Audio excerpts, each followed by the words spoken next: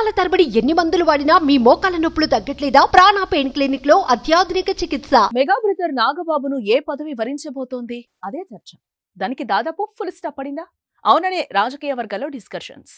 ఇటీవల జరిగిన ఎన్నికల్లో నాగబాబు కూడా కీలకంగా పనిచేశారు. కూటమి అభ్యర్థుల విజయం కోసం తీవ్రంగా కష్టపడ్డారు. ఒకానొక సమయంలో ఆయన ఎంపీగా పోటీ చేయడానికి కూడా రెడీ అయ్యారు. అయితే టీడీపీ, బీజేపీ, జనసేన పార్టీలు కలిసి పోటీ చేయడం, సీట్ల సర్దుబాటు విషయంలో నాగబాబు తన సీటును త్యాగం చేశారు. సీటు దక్కకపోయినప్పటికీ నాగబాబు ఎటువంటి అసంతృప్తి వ్యక్తం చేయకుండా తమ్ముడు పవన్ స్థాపించిన జనసేన విజయం కోసం చెమటోడ్చారు.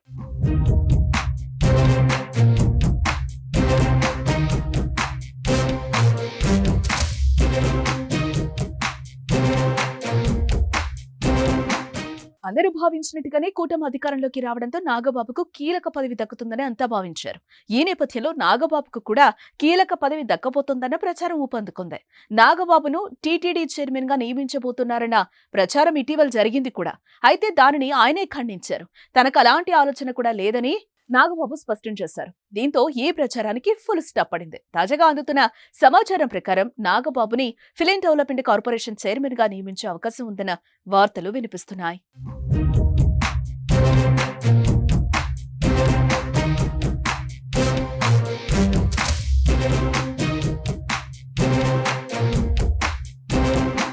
పవన్ కూడా ఇప్పటికే తన సోదరుడి పేరును నిర్ధారించినట్టుగా పార్టీ వర్గాల్లోనూ చర్చ జరుగుతోంది. అన్ని అనుకున్నట్టు జరిగితే త్వరలోనే Nagababu film development corporation chairman గా బాధ్యతలు చేపట్టే అవకాశాలు కనిపిస్తున్నాయి. గత వైసీపీ ప్రభుత్వ హయాంలో నటుడు పోసాని కృష్ణమురళి ఈ పదవిలో కొనసాగారు. ఇదిలా ఉంటే నాగబాబు ఇటీవల మీడియాలోకి సైతం ఎంట్రీ ఇచ్చారు. అన్ని పొలిటికల్ పార్టీలకు ఛానల్స్ ఉండగా జనసేన కోసం ఆయన ప్రత్యేకంగా ఓ మీడియా ఛానల్ పెట్టడానికి కూడా రెడీ అవుతున్నారు. దీనికి సంబంధించి ఇటీవలే ఆయన కీలక ప్రకటన చేశారు. మరి AP film development corporation chairman గా నాగబాబు అవుతారో లేదో చూడాలి.